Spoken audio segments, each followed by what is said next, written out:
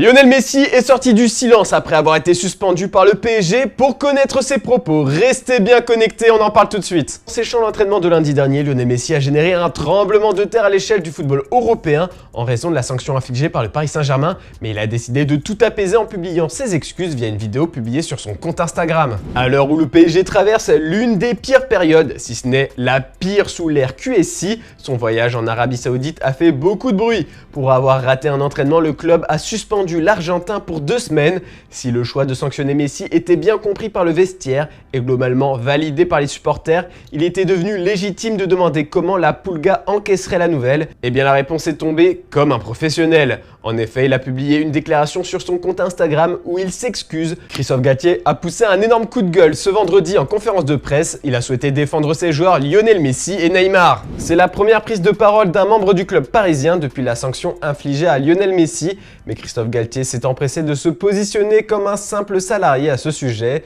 Il n'a pas souhaité commenter la décision prise par la direction.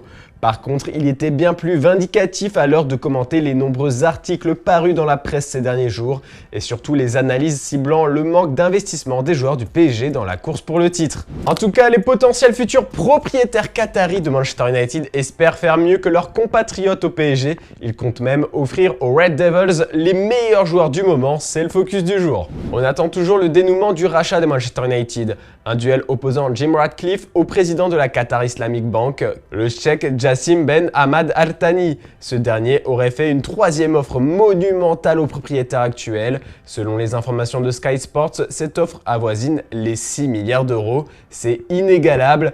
Confiant, le Qatarien a déjà prévu un mercato XXL. D'après le journaliste allemand de Bild Sport Christian Falk, il souhaite s'offrir les services de 3 joueurs français. Pour commencer, il est très fan du profil d'Eduardo Camavinga qu'il rêve de voir avec le maillot des Red Devils. À seulement 20 ans, le joueur du Real Madrid est déjà une référence au milieu, mais ça va être très compliqué de convaincre les merengues de le libérer car il est considéré comme l'avenir du club. Mais le fils de l'ex-premier ministre du Qatar est très confiant, il compte aussi recruter Kingsley Coman. Sous contrat avec le Bayern Munich jusqu'en juin 2027, l'ailier ne serait pas contre un nouveau défi, cette fois en Première Ligue. Enfin, la priorité du Tchèque Jassim Ben Hamad Al Thani, c'est Kylian Mbappé. Il veut faire du Parisien la figure de proue de son nouveau projet. Pour l'attirer, le Qatarien veut lui offrir un contrat démentiel s'il arrive libre en 2024. Le numéro 7 parisien devra donc ne pas activer son option pour étendre son bail jusqu'en 2025. Mais bon, le PSG ne se laissera pas faire, surtout que le club de la capitale est plus enclin à céder Neymar à Ému plutôt que Mbappé.